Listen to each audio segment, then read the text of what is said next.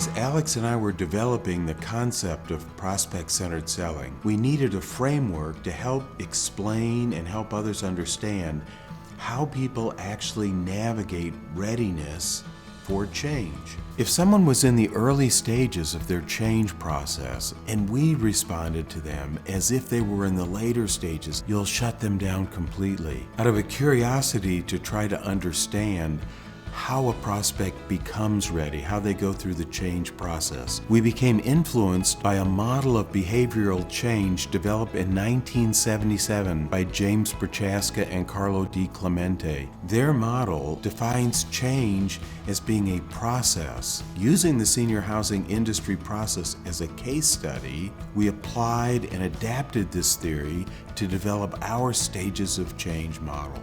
The first stage is denial. Prospects who are in denial may say they'll never make a move from their home. Prospects in our lead base that are in denial typically got there because despite the fact that they're not interested, somebody, an adult child, a professional influencer, a spouse, has inquired on their behalf. The next stage in the readiness continuum we call the thinking stage. Prospects in this stage make statements that illustrate that they're ambivalent about whether they should move or consider a change.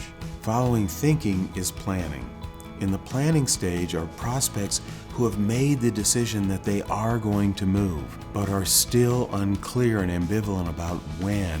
Finally, prospects who are in the action stage are committed to making a move within a relatively soon time frame, and they're simply deciding where to move.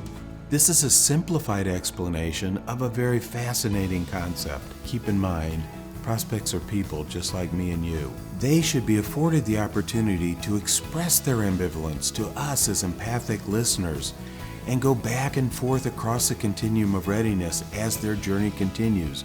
Life is rarely linear, but you can better support your prospects in navigating change by using better language, evidence-based language, to understand the reality of what they need to go through to make a buying decision. To be continued.